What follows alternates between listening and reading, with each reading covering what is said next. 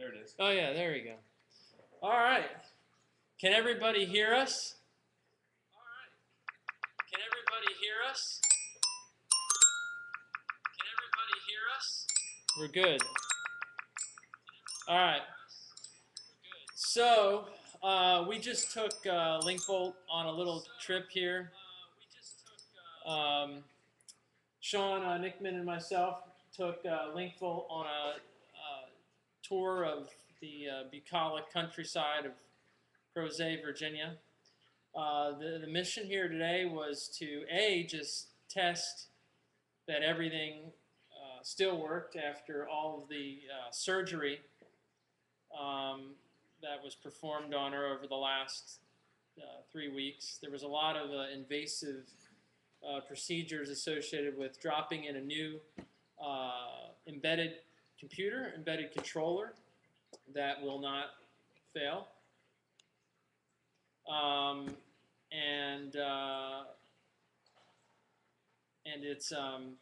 it's a real-time computer system. It's basically now in charge of the car's thought processes and sensing and actuation, sort of more fully integrated. We do have a more robust onboard computer, and so we're testing all of this new software and hardware that was added for robustness, and just put it through a little road test, and it all worked fine. One of the big things that we did was to test this variance of regenerative braking. And the way it now works is that there's a little potentiometer on the brake pedal, which tells us where the brake position is. And we also have 3 different settings on the shifter column that tell us if we're in drive 2, drive 1, L, and those affect the level of the maximum level of braking. And we did some adjustments to these torque tables based on the current RPM. You know, what's the regenerative power pushed back into the motor based on you know, the current braking level, which can be modulated based on now what gear you're in. And it all worked.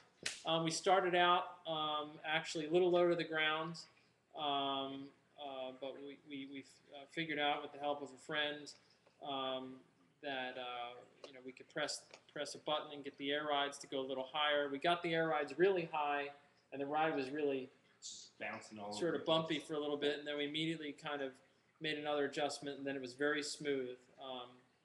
And then once we got the car sort of stable, we took a ride 25 up to about 50 miles an hour down some hilly country roads out here, and that's probably when we lost contact with you all.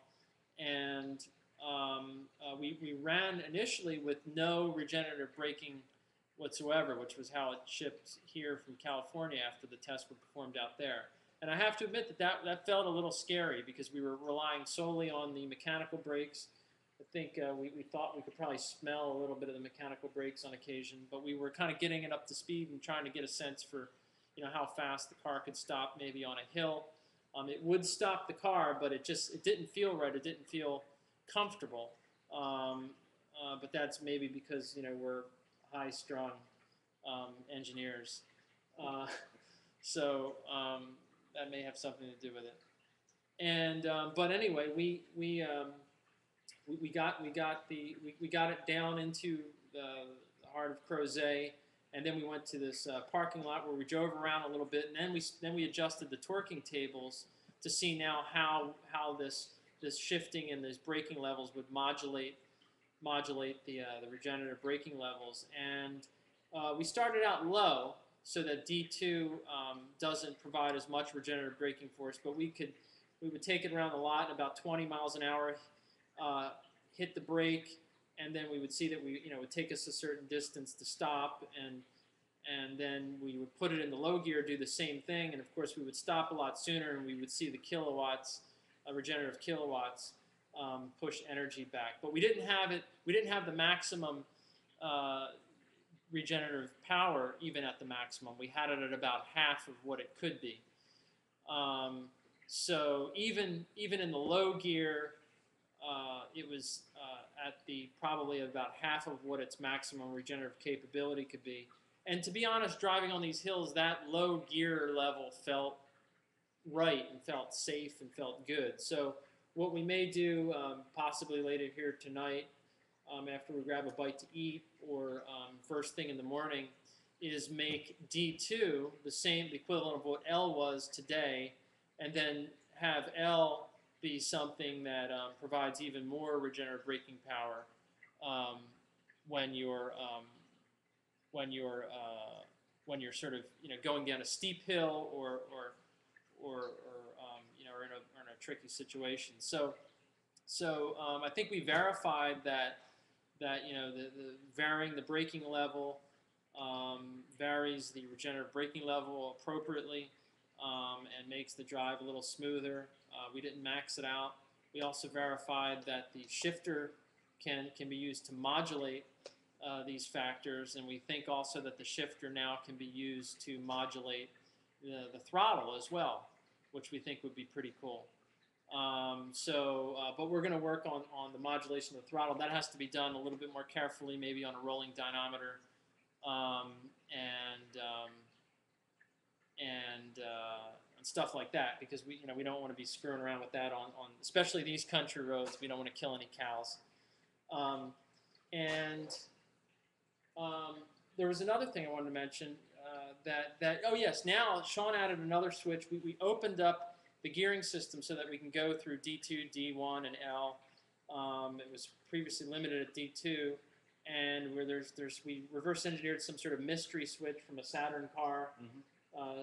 Sean monkeyed around with that, and so now between that and this other switch that Sean added on the steering column, we can now know exactly what gear state we're in. Are we in park, reverse, neutral, D2, D1, or L? We can now feed that back into the lid computer, with the lid being the Lincvolt intelligent dashboard computer system. We can feed that back in and know exactly what gear we're in. And then what we're thinking is sort of an enhancement, actually, instead of through these 3 different regulators that we have now for these 3 set levels of voltages for adjusting the regenerative braking level, to just do that through some onboard analog output equipment that we have already on board. And we could maybe even create these smoother curves and maybe factor in other information like the incline, because we do have an inertial navigation sensor that we can put back in to tell us roll, pitch, yaw, and modulate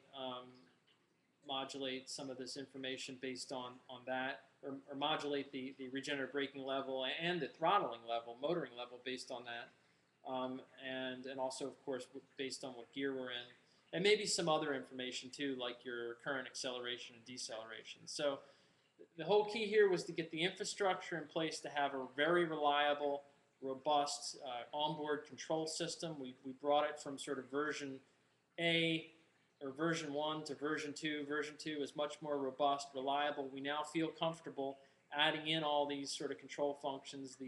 The control computer now also is from key on is controlling the car almost instantly, fairly quickly.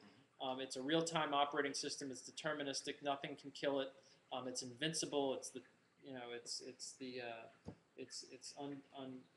unstoppable. Is how we like to think of it. So that was sort of the testing today. We verified a lot. We were very happy with it, and Sean here has ruggedized a lot of the wiring and the electronics, and everything looks great. And we're just excited that we took our time and got things working. We also have a mechanical safety kill switch, so that we could have pulled that in the event that the key off switch wouldn't work, in addition to this maintenance switch in the back. So we're inadvertently testing all these functions as we go. So that's it. I guess we shall sign off, unless maybe we can take some questions from the audience.